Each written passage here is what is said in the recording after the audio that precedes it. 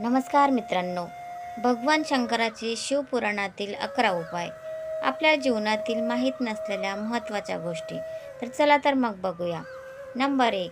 भगवान शंकराला जर आपण 21 काळे मिरी दर सोमवारी वाहिले तर आपल्याला जर रोग असेल, कुठल्याही प्रकारचा शारीरिक रोग जावा असं वाटत असेल तर 21 काळ्या मिरी भगवान शंकराच्या पिंडीवर आपल्याला व्हायचे आहे.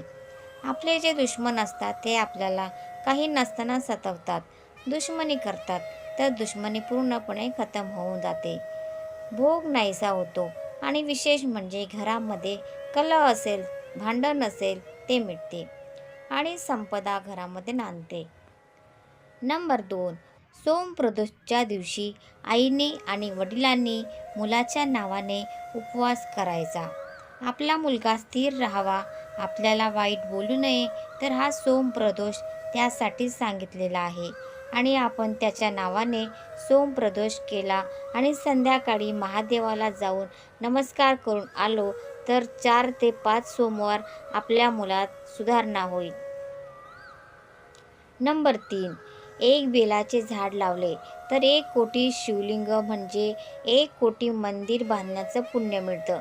एक बेलपत्राचे झाड आपल्या दारापुढे असायला पाहिजे. नंबर 4. ज्या झाडांमधून चीक निघतो ते एकही झाड आपल्या घरासमोर ठेवायचं नाही. आपण कधीच सफल होत नाही. रुईचे झाडसुद्धा आपल्या घरासमोर नसावे. बदामाचे झाडसुद्धा आपल्या घरासमोर नसावे. जेवढे दुधाचे पदार्थ जे झाड देतात तेवढे एकही झाड आपल्या दारापुढे नसावे. नंबर 5. देवांना स्नान घालण्यानंतर ते पाणी तुळशीला टाकले तर तो सगळ्यात मोठा दोष आहे. कारण भगवान शंकराच्या पिंडीला तुम्ही आंघोळ घातल्यानंतर ते पाणी तुम्ही तुळशीला टाकले तर कालसर्प दोष लागतो. नंबर 6. शिवलिंग जर तुळशीत ठेवले तर सगळ्यात मोठा दोष लागतो. चुकून सुद्धा शिवलिंग तुळशीत ठेवू नये. तुळशीत शालिग्राम ठेवावा आणि बेलाच्या झाडाखाली शिवलिंग ठेवावे. एक शिवलिंगावर 1 बेलपत्र वाहिले तर कोटी कन्यादान केल्याचे पुण्य मिळते. नंबर 7. लिंगावर 1 धागा बांधून तो आपल्या हातात बांधावा. त्याला कोणत्याही प्रकारचा रोग होणार नाही.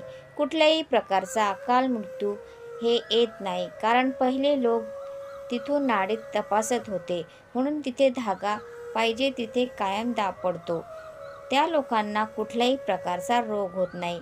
ते निरोगी राहतात. म्हणून 1 धागा तरी आपल्या हातात पाहिजे. हातात धागा आणि कपाळाला गंध, गळ्यात माळ पाहिजे. नंबर 8. शिवमहापुराणात सांगण्यात आलेले आहेत की मंदिरामध्ये दर्शन घेतल्यानंतर मंदिराच्या पाठीमागे जाऊन कधीही पाठीमागे डोके लावून दर्शन घेऊ नये. देवाच्या पाठीमागे कधीही चुकूनही दर्शन घ्यायचं नाही. नंबर 9. आपले देवघर ईशान्य कोपऱ्यातच असायला पाहिजे. ईशान्य हे भगवान शंकराचे स्थान आहे. ईशान्य कोपऱ्यात पाणी पाहिजे. ईशान्य कोपऱ्यामध्ये भगवान शंकराचे स्थान असल्यामुळे देवघर पण ईशान्य कोपऱ्यातच पाहिजे आणि ईशान्य कोपऱ्यातच आपली देवाची पूजा व्हायला पाहिजे. नंबर 10. दिव्यावरती अगरबत्ती धूप पेटवू नाही. कारण त्यामुळे घरात दुःख आणि दारिद्र्य घरात प्रवेश करतं. नंबर 11. घरामध्ये झाडू जरी ठेवायचा असेल तर तो वायव्य दिशेला ठेवला पाहिजे. वायव्य दिशा म्हणजे आपली पश्चिम आणि उत्तरचा कोपरा. त्या ठिकाणी झाडू ठेवला पाहिजे आणि झाडू संपत आला का लगेच फेकून द्यावा आणि नवीन झाडू आणावा. जुना झाला की घरात आजार वाढायला सुरुवात होते. ते लक्ष्मीचं प्रतीक आहे. त्यामुळे झाडूला जपावे. तर मित्रांनो, तुम्हाला आजचा व्हिडिओ जर आवडला असेल तर व्हिडिओला लाईक करायला विसरू नका. चॅनलला सबस्क्राईब नक्की करा. धन्यवाद. Thanks for watching.